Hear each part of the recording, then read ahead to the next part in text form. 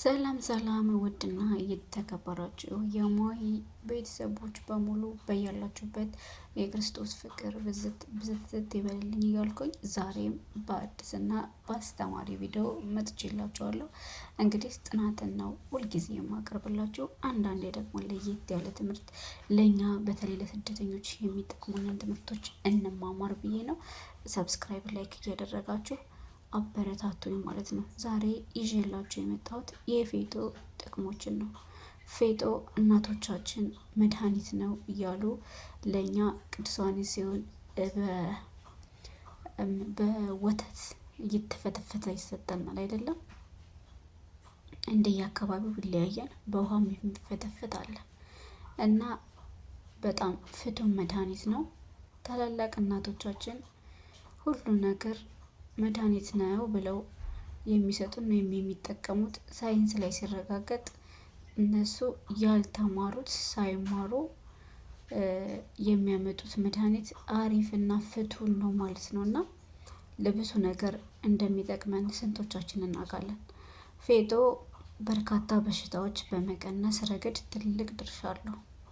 በሀበሻ አባባልም ለሁሉም ፌጦ መድኃኒት ነው እንሌለ። ለማንኛውም ይህችን ተነቡ ዘንድ ጋበዝን ይላል። አንደኛ ለመተንፈሻ አካል ችግር ዋነኛው ለጉንፋን፣ አስም፣ ሳል፣ ራስ ምታት፣ ለጉሮሮ ቁስል 2 ማንኪያ ፌጦ ፈጭት አድርገው ከማር ጋር በመቀላቀል ይወጡት። አስባችሁታል? ጧት ስትነሱ ማለት ነው። መዳን ቤት አይጠፋም። ሁለተኛ በብረት ወይም አይረን ማነስ ምክንያት የሚከሰትን ኢኒሚያ የተሰኘ በሽታን ለማቃጠል ከፍተኛ የብረት ማዕድንን የያዘ ፌጦ በአንጀታችን ውስጥ በቀላሉ ስለሚመጠጥ በደም ውስጥ የሚገኘውን የሄሞግሎቢን መጠን ምን ይላል? ይጨምራል።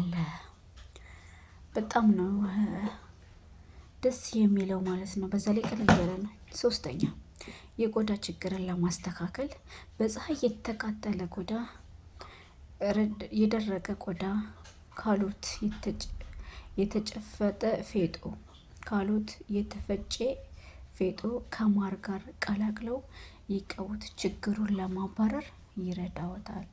አስቡት፣ ፊታችን በጣም ለተጎዳ በቡግር ጠባሳ፣ እንዲሁም ደግሞ በተለያዩ በፀሐይ የተጎዳ ገጠር ለምንሰራ ምግብ ለምንሰራ ልጆች ይጠቅመናል ማለት ነው ብንጠቀመው። አራተኛ ለአንጀትና ለሆድ ዕቃ ሕክምና ያገለግላል። ለተቅማጥ፣ ለሆድ ድርቀትና ለምግብ ያለመንሸራሸር ወይም የምግብ መፈጨት ችግር ሁነኛ መፍትሄ ነው። በተለይ የፌጦ ፍትፍት ምርጥ ነው። ቅድም እንዳልኳቸው ፌጦ ፈጥፍጠው እናቶቻችን የሚሰጡን ፍቱን መድኃኒት ነው። ፌጦ ፍትፍት። አምስተኛ ደም ግፊትን ይቀንሳል። ስሙ ደም ግፊትን ይቀንሳል። ብዙዎች ነን እንግዲህ ስደት ላይ የተለያየ በሽታ ያለብን ከስራ ብዛት፣ ምግብ ከማነስ፣ ከመቆም ቁመን የምንውልበት፣ ለእግር ህመም፣ ለወገብ በጣም ለተለያየ ነገር ነው የሚጠቅመው ማለት ነው። የተፈጥሮ በሽታ የመከላከል አቅምን ያጠነክራል። አምስተኛ ጠቃሚ የሆኑ የተለያዩ አሲዶችን ማለትም ፋቲ አሲድ፣ አስፓርቲክ አሲድ፣ ግሎማቲክ አሲድ፣ ሊኖክ አሲድ፣ ኦሊክ አሲድ፣ ኦሜጋ ስሪ ፋቲ አሲድ ያሉ በመሆኑ ደም ግፊትን ይቀንሳል። የተፈጥሮ በሽታ የመከላከል አቅምን ያጠናክራል። የደም ስኳር መጠንን ይቀንሳል። ለአእምሮና የልብ ጤናን ከመጠበቅ በተጨማሪ ድብርትንና ለማለት ነው ድብርትንና ጭንቀትን አዲስ ያሰኛል። አስቡት፣ ጭንቅላትን ያድሳል። ምን ፌጦዋችን። ስድስተኛ በአየርና በኬሚካል ሳቢያ የሚከሰትን የካንሰር አይነት ነጥሎ ምን ይላል? ይዋጋል። ጸረ ብግነትና ቫይታሚን ኢ ስለያዘ በአየርና በኬሚካል ሳቢያ የሚከሰትን የካንሰር አይነት ነጥሎ ምን ይላል? ይዋጋል። የህዋሳትን ውድመት በመከላከሉም ያለ እድሜ ማርጀትን ይከላከላል። ስደት ላይ ከነገ ዛሬ እያለን እድሜያችን ሀይበል እያለ ለሚያሸቀጥጠው ፍቱን መድኃኒት ነው። ሰባተኛ የወር አበባን ምን ይላል? ያፋጥናል። ፌጦ የወር አበባ አመጣጥን ያስተካክላል። እንዲሁም ለምታጠባ እናት የወተት ጡቷን ምን ይላል? ይጨምራል። ኦማይ ጎድነስ። ስምንተኛ የፀጉር መቀነስን ምን ይላል? ይከላከላል። ፀጉራችንን ብትን እያለ 2 ፀጉር ለሆነ ሰዎች ብንጠቀመው ምን ይሆንልናል? ይከላከልልናል። መጥፎ የሰውነት ጠረንን ከማስወገዱ በተጨማሪ የፀጉር መነቀልን ይከላከላል። ዘጠነኛ የአይን ጤናን ያሻሽላል። አይናችን ቦግልም ብርት እንዲል ይሆናል። ይሄ በስልክ የደበዘዘው አይን ማለት ነው። በተጨማሪም ሚስተር ሲገንጣላር የ1960 እንደ ኤሮፓ አቆጣጠር የሚከተሉት የፌጦ ጥቅሞች ብሏል ዘግቧል። 10ኛ ጥሬ ደረቅ ዘሮች እንደ ዱቄት ተደቀው ከውሃ ጋር ተቀላቅሎ የከብት ሆድ ችግር ከብቶችንም ለማከም ይረዳል ማለት ነው። 11ኛ የዚህ ዱቄትና ውሃ ለጥፎ በተሰነጣጠቀ ከንፈር በፀሐይ መጠበስ ለመሳሰሉት ቆዳ ችግሮች ያገለግላል ማለት ነው። 12ኛ ዱቄቱም ከማር ተቀላቅሎ ለአምቤባ በሽታ ምን ይላል? ይወሰዳል። አምቤባ በሽታ ላለብንም ፍቱህ መድኃኒት ነው። ሀበሻ እናቶቻችን እኮ ከምር ሳይማሩ የተማሩ ናቸው። ስለ ሁሉም ነገር ጠንቅቀው ያውቃሉ። እነሱ ያሉና ሁሉ እኔ ማለት ነው እናቴ አታድርጊ የምትለኝ ሁሉ አሁን ላይ በትምህርት የተጠና በሳይንስ የተጠና ሆኖ ሁሉንም ነገር ያገኘሁት። ውሃ ስንጠጣ ልጄ ቁጭ ብለሽ ጠጭ፣ ቆሞ አይጠጣም ትለኛለች። አሁን ላይ ሳቅ ቁሞ ውሃ መጠጣት ለኩላሊት ጣር እንደሆነና እንዲሁም ደግሞ ቁጭ ብለ ቁመን ወሮረን በምንጠጣ ሰዓት ንፋስ በሆዳችን ውስጥ በመግባት የሆድ መነፋትን ያመጣል። ኩላሊት ቁመን ወሮረን በምንጠጣ ሰዓት የሚገባውን ውሃ ኩላሊታችን ላይ ሄዶ ተጽዕኖ ስለሚያደርግበት ለኩላሊታችን አደጋ አለው እና እናቶቻችን ሳይማሩ የተማሩ ናቸው። ከምር ምነው የድሮ እናት ባደረገኝ ማለት ነው። ጎበዞች ናቸው በጣም። 13ኛ ለጥፋም በቆዳ ታቅቦ ቤምቢና የመሳሰሉትን ለመከላከል ኦኬ። ለጥፋም በቆዳ ተቀቦ ያኔ በቆዳ ተጠቅሎ ቢቀመጥ ቤምቢና የመሳሰሉትን ይከላከልልናል ማለት ነው። 14ኛ ባለፉት ዘመናት ጦረኞች በሌሊት ብርድ ለመታገስ ለሙቀት ያህል ይቀቡት ነበር። ኦኬ ለብርድም ያገለግላል ማለት ነው። ለብርድ ተቀብተ ነው ብንቆይ ብርድን ይከላከልልናል። 15ኛ ለሆድ ጨብጥ ፌጦ፣ ጥቁር አዝሙድና ጨው አንድ ላይ ይፈጭና ማለት ነው ይፈጫል። ለ7 ቀን ከቦካ በኋላ 1 ሻይ ማንኪያ በየቀኑ ለሆድ ጭብጠት ያኔ ሆዳችንን ያዝ ያረገ ለሚያመን ለጭብጠት ነገር ለሱ ያገለግለናል። አስቡት፣ በጣም ብዙ ጥቅም ነው ያለው። 16ኛ ዱቄቱ ከፍትፍት ጋር ተቀላቅሎ ፌጦ ፍትፍት የተባለ ምግብ ይሰራል። ይህ በማለዳ እንደ ሞርሞሪ ይባላል። በቤጌ ምድር ባህል በእንቁጣጣሽ ዋዜማ ይበላ ነበር ነው። በእኛም ይበላል ፌጦ ፍትፍት እንቁጣጣሽ ላይ። እኛ ጠዋት ላይ ተጸብለን ጸበል ስንመጣ እናታችን ፌጦ መጀመሪያ ምግብ ሳንበላ በፊት ምግብ እንዳይበሉ ተብለን ተጠብቀን እሱ እንጠቀማለን ይህ ሁሉም ባህል ነው። በሁሉም አካባቢ ቅዱስ ዮሐንስ ላይ ፌጦ ይበላል ማለት ነው። 17ኛ በሐረር ፌጦ የላሞች ግት በሽታ ወይም ኪጎ ለማከም እንዲጠቀም ተዘጋጅቷል። ኦኬ ለከብቶችን ለማከም ማለት ነው።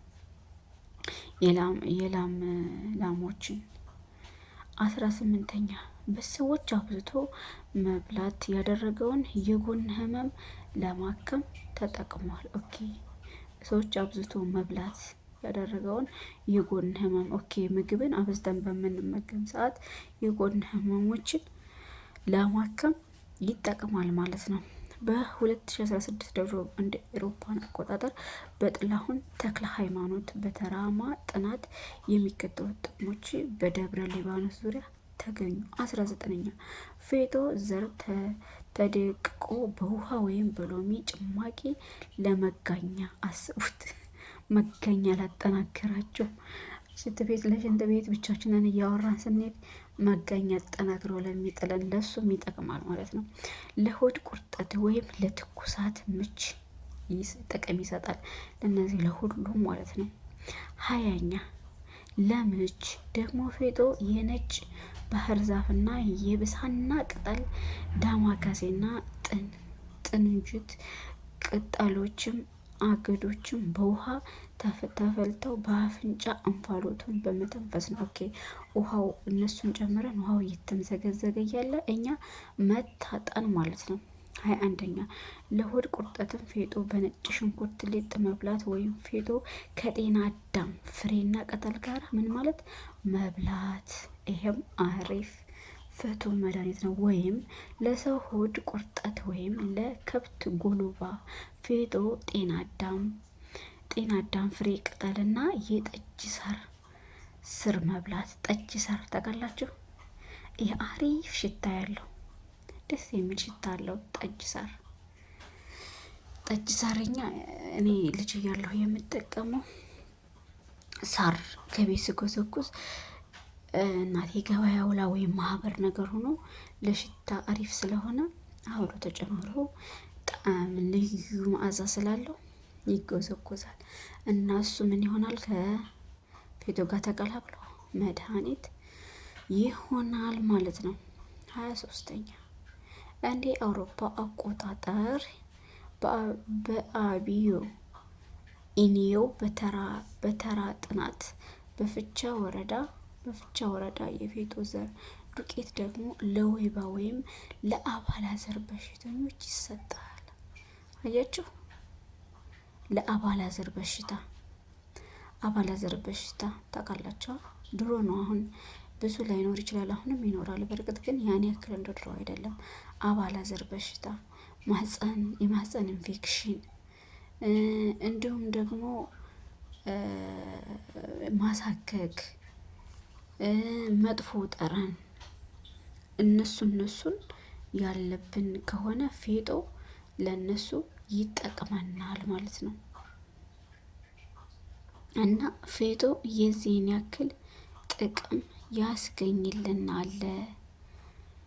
ስለዚህ ፌጦን በአግባቡ ብንጠቀመው ለኛ አሪፍ የሆነ ጥቅሞችን ይሰጠናል ማለት ነው። የወር አበባን አመጣጥንም ያስተካክላል። የአይን ጤናችንን ያስተካክላል። በአየርና በኬሚካል ሳቢያ የሚከሰትን የካንሰር አይነት ነጥሎ ይዋጋል። አስቡት፣ የፀጉር መቀነስን ይከላከላል። እንግዲህ ከላይ የዘረዘርኳቸውን ሁሉንም ይከላከልልናል ማለት ነው። ስለዚህ ፌጧችን በሀገራችንም ነፍ ነው ያለው፣ በስደት ዓለሙ ላይ ነፍ አለና እሱን ብንጠቀም። አሁን ላይ ደግሞ ወገቤን አመመኝ ለምንል ቁመን ለምንል እህቶች ፌጦን እንቀቅለዋለን። ፌጦን ከቀቀልን በኋላ አጥለነው ጥልል ካለ በኋላ ውሃውን ወተት የምንወድ በወተት የማንወድ ደግሞ እንዲሁ ዝም ብሎ ሌጣውን እንደዚህ ውሃ ጥለን ማለት ነው። ትንጥዬ ስኳርን መጨመር ይቻላል፣ እንደው አይወሰዳችሁ ካለ ማለት ነው። ግን ከቻላችሁ እንዲሁ ብትወስዱት ማር ካለ ማር ጨምር አርጋችሁ እሱን በማንኪያ ማለት ነው ለ7 ቀን በተደጋጋሚ 7 ቀን ድረስ አንዳንድ ማንኪያ እየበላችሁ በየአንድ ሰዓት ልዩነት ማለት ነው። 1 ሰዓት ቆይታችሁ 1 ማንኪያ ማዋጥ ማለት ነው ጠዋት ላይ። በጣም ፍቱን መድኃኒት ነው። ለምን? ለወገብ ህመምና ኩላሊትን እየሄድን እያሳጠብን ስንትና ስንት ብር እናወጣለን አይደለ? ግን በቤታችን እንደዚህ በቀላሉ በሽታችንን ማከም እንችላለን ማለት ነው። ምንም አይነት ወጪ ሳናወጣ እኛም ሳንጎዳ ማለት ነው። እና ሁላችሁም በየአረቡ ቤት ስላለ ተጠቀሙት።